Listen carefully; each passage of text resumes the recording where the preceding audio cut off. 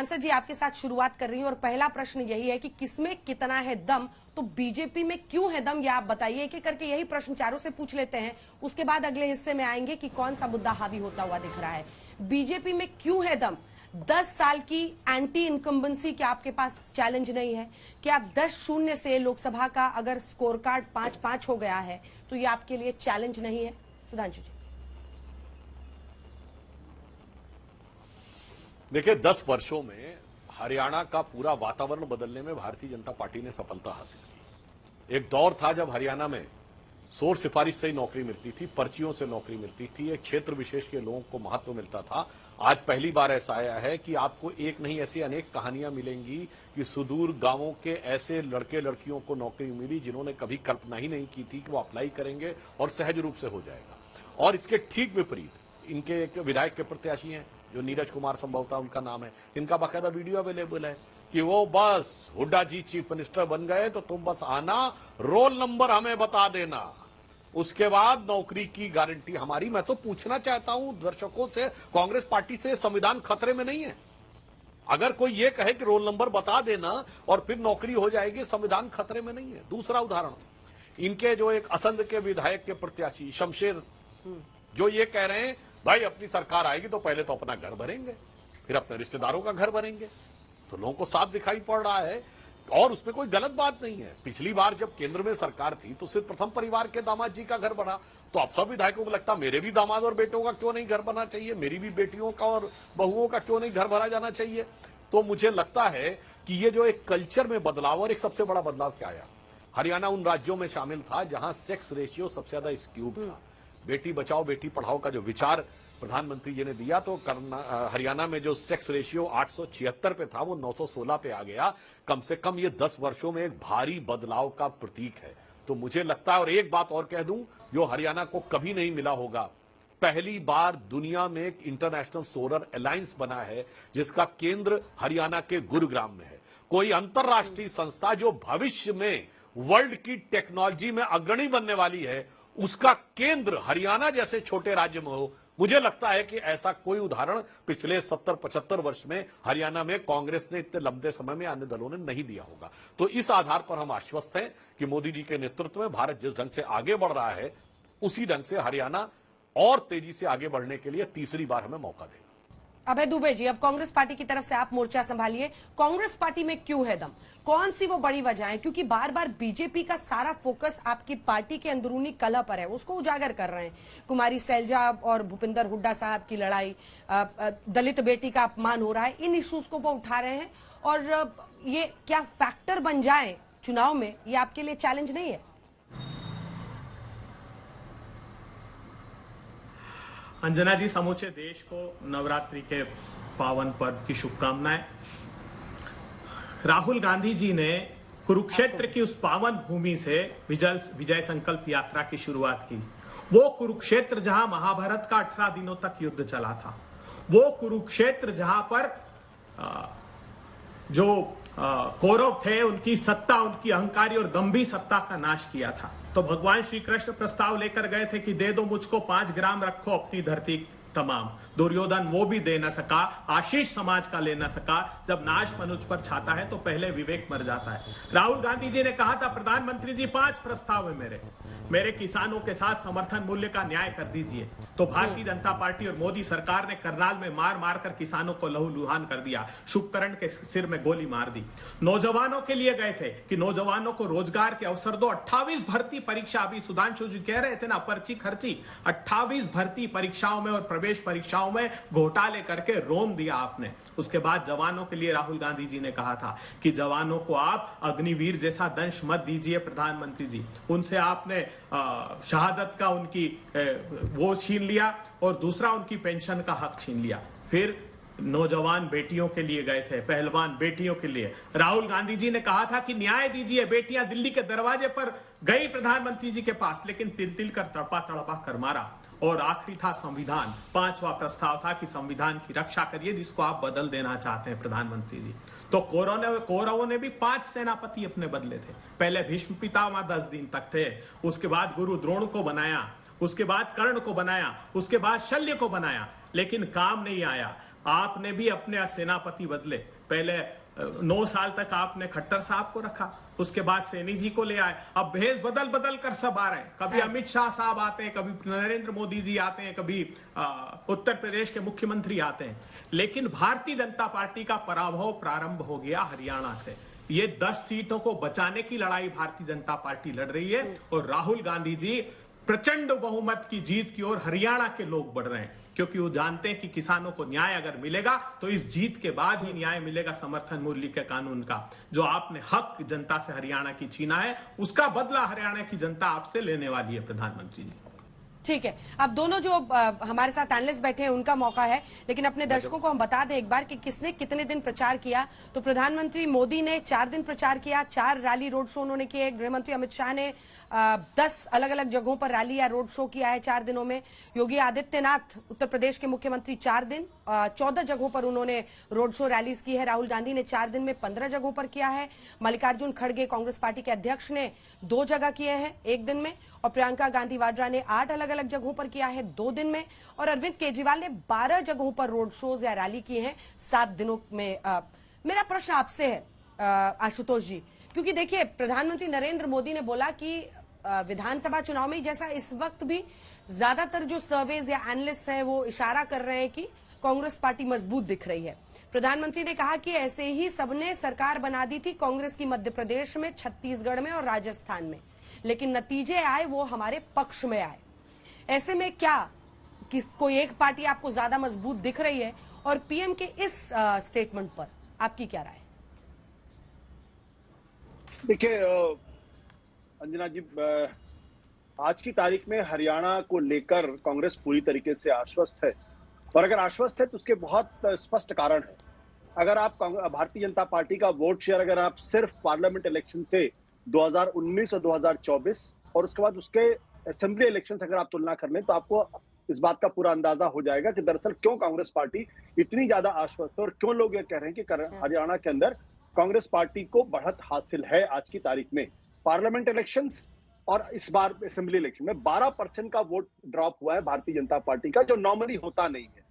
क्योंकि 2014 हो या 2019 हो, प्रधानमंत्री के चुनाव में जो जितना वोट परसेंटेज बीजेपी का बढ़ता है उसकी तुलना में असेंबली में घटता जरूर है। लेकिन अगर पार्लियामेंट के इलेक्शन में अगर बीजेपी का वोट परसेंट 2019 की तुलना में अगर 12% गिर जाए और कांग्रेस पार्टी को 20% का अगर जंप मिलता है, तो ये इस ओर इशारा कर रहा है कि कांग्रेस पार्टी का वोट शेयर बेस जो है वो हरियाणा के अंदर पिछले दिनों काफी बढ़ा है। एक चीज और इंपॉर्टेंट है, 2019 में अगर आप देखें तो भारतीय जनता पार्टी और कांग्रेस के बीच में जो वोट का परसेंटेज लोकसभा के चुनाव में था वो 30% का था। यानी बीजेपी को 58% वोट मिला था और कांग्रेस को 28% वोट मिला था। आज की तारीख में जब 2024 में हम आते हैं तो कांग्रेस प्लस आम आदमी पार्टी का वोट परसेंटेज बीजेपी से 1.5% ज्यादा है। दूसरी बात, जो प्रधानमंत्री की रैलियां पिछले दिनों जो हरियाणा के अंदर देखने में मिली हैं, उसमें भीड़ भी इकट्ठा नहीं हुई और उस तरीके का जो एंथुजियाज्म था वो भी नहीं दिखाई पड़ रहा। तो इस ओर भी इशारा करता है कि कहीं ना कहीं कुछ ना कुछ गड़बड़। तीसरी बात कि आज की अभी पिछले दिनों जो सर्वे हुआ सीएसडीएस का, उसने ये भी दर्शाया कि प्रधानमंत्री नरेंद्र मोदी और राहुल गांधी की लोकप्रियता लगभग बराबर है, जो अपने आप एक इंडिकेटर है। चौथी बात, जो सबसे बड़े नेता मनोहर लाल खट्टर वो पोस्टर से पूरी तरीके से गायब है। तो इशारा है कि कहीं ना कहीं बीजेपी वहां डिफेंसिव और कांग्रेस पार्टी का मोमेंटम गेन कर। विनोद अग्निहोत्री जी, आपकी क्या राय है इस पर? क्या आपको भी ऐसा ही लग रहा है, या फिर देखिए कई बार होता है पॉलिटिकल एनालिस्ट, पॉलिटिकल पंडित बैठकर खूब बोलते हैं, और ये सच है कि अगर पॉलिटिकल पंडित की बात सुनी गई होती तो चाहे वो एमपी है वहां तो पक्का ही कांग्रेस की सरकार बन रही थी। छत्तीसगढ़ में तो बननी थी फिर से बघेल की सरकार, और राजस्थान में भी तो कांग्रेस पार्टी की तीनों राज्यों में सरकार बन रही थी। लेकिन जो चुनावी नतीजे आए विधानसभा के वो उससे विपरीत आए। नहीं अंजना जी, देखिए हरियाणा जो है वो ऐसा प्रदेश है जहां कुरुक्षेत्र भी है और पानीपत भी है, तो ये दोनों इलाके लड़ाइयों के लिए प्रसिद्ध हैं। इसलिए घमासान और महाभारत तो तय है और वो हो भी रहा है। अभी आशुतोष ने बहुत सारे कारण गिनाए कांग्रेस के पक्ष में। मुझे लगता है कि आंकड़ों की बात उन्होंने कर ली है, लेकिन कुछ तथ्य है जिन पर हमको गौर करना चाहिए। 2019 में जब भारतीय जनता पार्टी लोकसभा चुनाव वो तूफानी ढंग से जीती थी पुलवामा और बालाकोट स्ट्राइक के आलोक में, और उसके तुरंत 2-3 महीने बाद हरियाणा के चुनाव हुए थे जैसे अब हो रहे हैं, और तब हरियाणा में भारतीय जनता पार्टी 40 सीटों पर अटक गई थी आकर के और पूर्ण बहुमत नहीं मिला था। तो इसका मतलब ये था कि उस वक्त हरियाणा की जनता ने एक संकेत दे दिया था कि वो मुख्यमंत्री मनोहर लाल खट्टर के कामकाज से खुश नहीं है, इसीलिए पूर्ण बहुमत की जो सरकार थी भाजपा की वो 40 सीट पर अटक गई और उसको गठबंधन करना पड़ा जेजेपी से। उसके बावजूद भाजपा नेतृत्व में मुख्यमंत्री खट्टर को नहीं बदला और खट्टर साहब 4.5 साल और चले। 4.5 साल चलने के बाद यानी 9.5 साल के बाद भारतीय जनता पार्टी के नेतृत्व को, प्रधानमंत्री मोदी जी को यह एहसास हुआ कि खट्टर साहब से गाड़ी चलने वाली नहीं है और इसीलिए ओबीसी मुख्यमंत्री के रूप में नायब सिंह सैनी को लाया गया। क्योंकि 2024 का लोकसभा का जो चुनाव था उसमें जो आधे आधे पर बीजेपी और कांग्रेस को कर दिया, उससे भी भारतीय जनता पार्टी का नेतृत्व सतर्क हुआ। लेकिन एक तो नायब सिंह सैनी को समय कम मिला, दूसरा नायब सिंह सैनी उस तरह के पिछड़ों के नेता हरियाणा में नहीं है जैसे शिवराज सिंह चौहान मध्य प्रदेश में थे। अच्छा, मध्य प्रदेश की तुलना बार बार जैसे हम लोग कर रहे हैं, मैं भी करता हूं, लेकिन मध्य प्रदेश और हरियाणा में एक फर्क ये है कि मध्य प्रदेश में शिवराज सिंह चौहान ने जो अथक मेहनत की थी, अथक मेहनत तो इसलिए कह रहा हूं कि जितनी ज्यादा रैलियां और मीटिंगें शिवराज सिंह चौहान ने विकेंद्रित रूप से की थी और लाडली बहना योजना को घर घर पहुंचाया था, वैसी कोई मेहनत हरियाणा का स्थानीय नेता करता नहीं दिखाई दे रहा। उसके उलट मध्य प्रदेश में कांग्रेस के जो प्रदेश अध्यक्ष थे कमलनाथ जी, वो 1:30 बजे घर से निकलते थे और 2 मीटिंग करके लौट आते थे और कांग्रेस के कार्यकर्ता सब मनोबल टूटा हुआ था। यहाँ उल्टा है, यहाँ हुड्डा जो है, हुड्डा और अब तो शैलजा भी आ गई है और राहुल गांधी खुद मैदान में है, तो ये दिखाता है कांग्रेस का मनोबल यहाँ काफी बढ़ा हुआ है। और कांग्रेस ने शायद अपनी गलतियां, जो गलती उसने मध्य प्रदेश में की, जो गलती उसने छत्तीसगढ़ में की, राजस्थान में तो फिर भी उसका परिणाम भले सरकार न बनी हो, लेकिन 21-22 सीटों पर सिमटने वाली पार्टी 70 से ज्यादा सीटें जीती है, तो उसको मैं छोड़ देता हूँ। लेकिन मध्य प्रदेश और छत्तीसगढ़ से सबक लिया है कांग्रेस पार्टी ने। इसके बावजूद भारतीय जनता पार्टी एक नैरेटिव बनाने की इससे कोशिश की है कि पिछड़े और दलित जो कांग्रेस ने लोकसभा में जिनका वोट अपनी ओर लिया था, उनको वापस खींचने की कोशिश कर रही है। उनकी कोशिश है कि जाट बनाम आदर्श किया जाए, जो हरियाणा की राजनीति में हालांकि कभी वैसे हुआ नहीं है, क्योंकि मैं इस थ्योरी को नहीं मानता हूँ। तो हरियाणा में जब वोट पड़ा है तो एक तरफा पड़ा है। ठीक है, मैं देखिए सुधांशु जी, अब 2 मुद्दों पर प्रश्न करना चाहती हूँ। एक तो जातिवाद की उन्होंने बात की, जो जाति वाली पॉलिटिक्स की बात की, तो 20% दलित है। आप जाट नॉन जाट अगर वोट को मतलब इलेक्शन को पोलराइज करने की कोशिश कर रहे हैं, ये भी उन्होंने कहा। जैसे में जाट लगभग 22 से 25% वहां पर हैं। देखिए, सवाल यह है कि आपने भी सैनी साहब को मनोहर लाल जी की जगह वहां पर सीएम बनाया चुनाव के पहले, तो ये आरोप लगता है कि आप कहते हैं सीएम बदलो, एक स्कीम चली हुई है बीजेपी की, सीएम बदलो और चुनाव जीतो। दूसरी तरफ आप जिस बिंदु पर फोकस कर रहे हैं कि कुमारी शैलजा वर्सेस हुड्डा लड़ाई हो रही है, तो राहुल गांधी जी ने अभी वहां कहा कि हमारी पार्टी में वैसे तो शेर अकेले घूमता है, लेकिन हमारी पार्टी में बहुत सारे शेर है, बहुत सारे बब्बर शेर हैं, और सबको साथ लेकर चलना मेरा काम है और वो मैं कर रहा हूं। दोनों का हाथ भी उठा के उन्होंने मिला दिया। ये सब चैलेंज नहीं है आपके लिए? देखिए, जो बातें अभय जी ने, आशुतोष जी ने और अग्निहोत्री जी ने कही, और आपने, मैं क्रमवार उत्तर देता हूं। अभय जी ने सबसे पहले नवरात्रि की सबको बधाई दी, तो मैं ये भी याद दिलाना चाहता हूं, राहुल गांधी वही व्यक्ति हैं जिन्होंने कहा था कि आज हम शक्ति की आराधना के पर्व पर हैं, हिंदू धर्म में जो शक्ति है उससे हमें लड़ना है। और वो ऐसे हवा में नहीं कहा था कि वो कहे मेरा बयान तोड़ मरोड़ दिया गया था।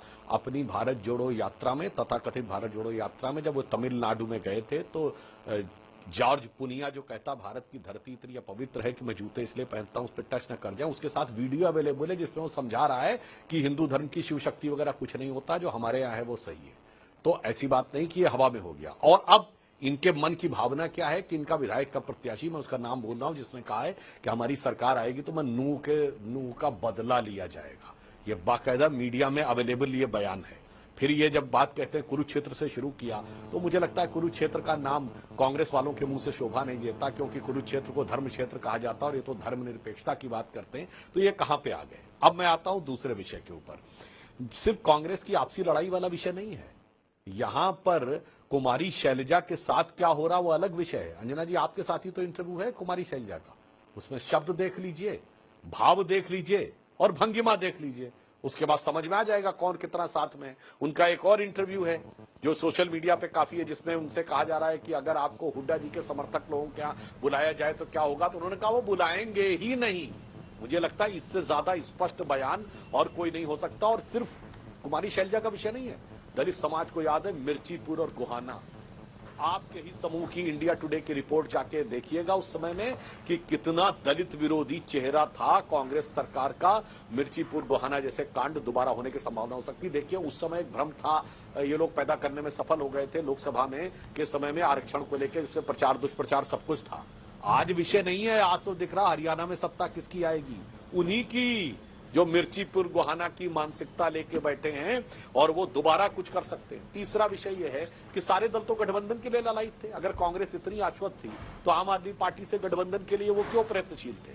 चौथा पॉइंट ये आता है, ये मनगढ़ंत कहानियां जो राहुल गांधी जी बनाए कि वो अमेरिका में जाके मिले उन लोगों से जो युवा था यहाँ का और बेरोजगार था, इसलिए वो टर्की के रास्ते घूम के गया और 35 लाख रुपए खर्च किए। अरे भाई, जिसके पास 35 लाख होंगे वो तो सीधे वीजा लेके जा सकता है। 35 लाख रुपए ले ले और 20 लाख रुपए आपको मुद्रा योजना से मिलते हैं। 50-55 लाख रुपए में आप छोटा मोटा व्यापार कर सकते हो। मैं पूछना चाहता हूं इन कार्यों में कि 7 महीने पहले तक तो राजस्थान में सरकार थी। अगर आपको लगता है कि जो वहां चले गए तो भैया हरियाणा से आपके हुकूमत पे क्यों नहीं आ गए, राजस्थान में मिल जाना चाहिए था। इस तरह की बात लगता है जैसे स्पीच राइटर की बजाय किसी फिल्मी राइटर को ले आए हों। अब उसके बाद आइए अगला प्रश्न आता है।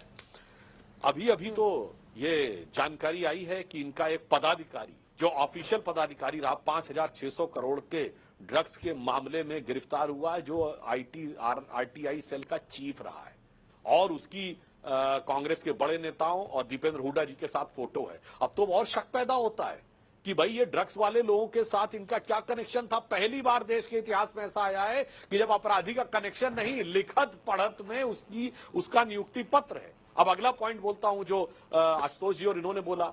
महोदय, सिर्फ मध्य प्रदेश में नहीं, यूपी में भी तो ये कहा जा रहा था कि सपा की सरकार आ रही, हरवाई दिए थे। उत्तराखंड में भी कांग्रेस की सरकार बनवा ही दिए थे और गुजरात में आम आदमी पार्टी क्रांति किए दे रही थी। सारी बातें अलग हो गई। और अंत में जो आपने सवाल किया अंजना जी, बहुत सही आपने पूछा है। राहुल गांधी हर जगह जात जात जात पूछते हैं, तो मैं कहना चाहता हूं हरियाणा में अपने मुख्यमंत्री का नाम मत बताइए, जात बता दीजिए। क्योंकि आप हर चीज की जात पूछते हैं तो मंचों पर जो लोग रहे उनकी जात गिनवाइए। जो लोग वकील की जात, पत्रकारों की जात, मिस इंडिया की जात पूछते हैं, वो अपने मंचों पर लोगों की जात बताएं और कम से कम ये बता के जाएं कि किस जाति का मुख्यमंत्री होगा। और नायब सिंह सैनी जी को जो हमने बनाया है, मैं पहले भी बोल चुका हूं, उत्तर भारत में जिसे हिंदी पट्टी कहते हैं, यूपी, बिहार, मध्य प्रदेश और हरियाणा में ये 11वें सीएम और डिप्टी सीएम हैं और सब अलग अलग जातियों के हैं। शक्ति से उनका अटैक शुरू हुआ था और फिर तमाम मुद्दों पर होते हुए वो जाति पर पहुंचा है सीएम के। बताइए। बस इस पूरी डिबेट में लोगों ने देख लिया भारतीय जनता पार्टी का चाल चरित्र और चेहरा। ये परफॉर्मेंस पे नहीं, पोलराइजेशन पे विश्वास रखते हैं। अंजना जी ने पूछा काम बताइए, तो ये जाति का सवाल कर रहे हैं। इन्होंने शक्ति की जो बात की, तो हाँ, हमने संकल्प लिया है असुरी शक्तियों का इस नवरात्र में हम सर्वनाश करेंगे। हरियाणा ही नहीं, पूरे देश में करेंगे। अपने दामन की सियाही तो मिटा लो पहले। किसान मोर्चे का अध्यक्ष सुखविंदर ढांगी भारतीय जनता पार्टी का क्यों छोड़कर गया पार्टी, बताइए? क्योंकि किसानों को रोंद कर मार डाला आपने, तो उसने कहा मैं ऐसे राजनीतिक दल में रहना पसंद नहीं करता हूं। पिछड़े वर्ग का अध्यक्ष करण कंबोज पार्टी क्यों छोड़ी? दलितों और पिछड़ों के साथ आप अन्याय करते हैं इसलिए। सुमेर सिंह तंवर हरियाणा का सबसे बड़ा दलित नेता, 37 साल से भारतीय जनता पार्टी के लिए एड़ी चोटी का जोर लगा रहा है। राष्ट्रीय से लेकर स्थानीय नेतृत्व तक उसने किया। क्यों छोड़ गया वो दलित नेता? क्या आरोप लगाया उसने? महिला पहलवानों से आहत होकर कांता देवी भारतीय जनता पार्टी की महिला उप प्रमुख क्यों छोड़ गई, बताइए ना। तो ये सारे संकेत दिखाई देते हैं भारतीय जनता पार्टी की पराभव के। सैनी साहब को ले आए, खट्टर साहब को 9 साढ़े 9 साल तक जब ये आभास हो गया कि अब जनता बर्दाश्त नहीं करेगी, तो सैनी साहब को। और सैनी साहब भी ऐसा नहीं है, कई बार सीटें नारायणगढ़ से पहली बार हारे, फिर जीते तो छोड़कर करनाल आ गए। करनाल से फिर अब क्यों बदला, लाड़वा क्यों लड़ा रहे हैं? क्योंकि आपको पता है नेतृत्व आपका अक्षम्य है। अब मैं बता रहा हूं हरियाणा में प्रमुख मुद्दे क्या हैं। हरियाणा का प्रमुख मुद्दा है कि 300 यूनिट कांग्रेस पार्टी बिजली मुफ्त देगी। हरियाणा का मुद्दा है कि बेटियों को 2,000 रुपए का न्याय हम हर माह हरियाणा की बेटियों के खातों में डालेंगे। 24,000 रुपए साल मिलेंगे। 300 यूनिट तक बिजली मुफ्त मिलेगी। समर्थन मूल्य के लिए बाध्य करेंगे केंद्र सरकार को कि केंद्र सरकार भी कानून लाए और हरियाणा के लोगों को उसका न्याय मिल पाए। SC ST OBC को उसके घर का न्याय देंगे हम। आपने दलितों का प्रश्न खड़ा किया। प्रधानमंत्री जी किस राज्य से आते हैं? समूचे देश में सबसे ज्यादा अगर दलितों पर कहीं अत्याचार हो रहा है तो 23.7% उत्तर प्रदेश से हो रहा है। किस मुंह से बात करेंगे प्रधानमंत्री जी दलितों के हक की? ठीक है।